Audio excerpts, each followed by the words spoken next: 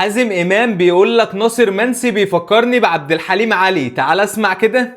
عايز اعرف منك رايك في ناصر منسي وجوله امبارح واحتفاء جمهور الزمالك بيه.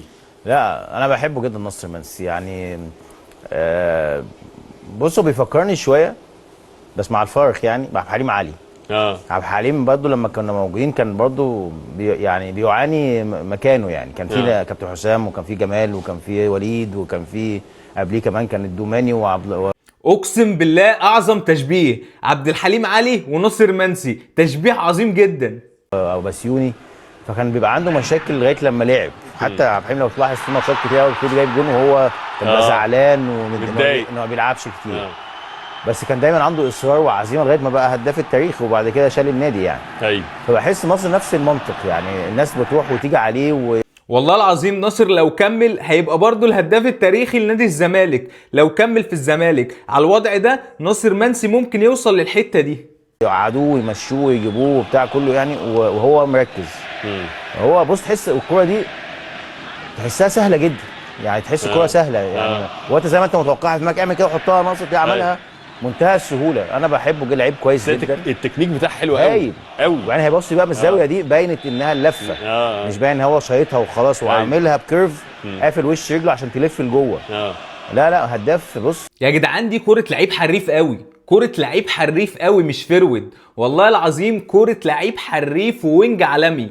تخيل ان ده فرود واسمه ناصر منسي.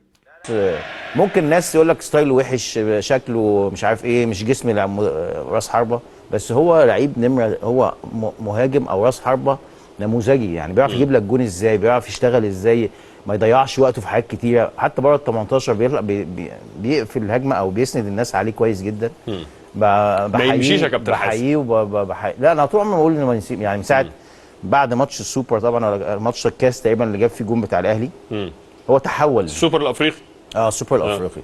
لا ما يمشيش طبعا، ما يمشيش طبعا باي، لان هو الوحيد اللي دايما ناصر منسي ما ينفعش يمشي. انت الكلمه دي طلعت من حازم امام. ناصر منسي والله ما ينفع يمشي يا جدعان. اوعى حد يتجنف عقله ويمشي ناصر منسي.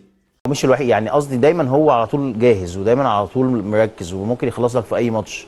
يعني اخر 3 ماتشات ولا اخر كام ماتش عامل 5 مساهمات تقريبا فانت برضه السنه اللي فاتت مع انه ما كانش بيلعب اساسي كتير، هو هداف الدوري وهداف الزمالك. تاني هداف الدوري وهداف الزمالك. السنه اللي فاتت نص الدور الثاني كله تقريبا كان هو الزمالك قايم عليه. يعني سيف الجزيري ما كانش في احسن حالاته، هو اللي قام بالليله كلها. كاس مصر، فاينل كاس مصر، هو اللي جايب لك التعادل وكسبت الكاس. ايوه، فلا لعيب مهم وكويس ان معتمد ناصر منسي يا جدعان والله ما ينفع يمشي. والله العظيم انت بتقعده 10 ماتشات وبتحتاجه بتلاقيه بينزل يسجل وبينزل يصنع. ناصر منسي ومش لعيب اناني. ناصر منسي اقسم بالله بيموت نفسه عشان التيشيرت ده، فما ينفعش نمشيه والله العظيم. مهم وكويس ان معتمد دخله. خلي بالك الفترات اللي فاتت الناس بعدته جدا. يعني هيك فرقه بعده عبروف ما اعرفش، مش فاكر لعيبه كتير ولا لا، بس كويس ان لا كان حتى بعيد ساعتها. كان بعيد.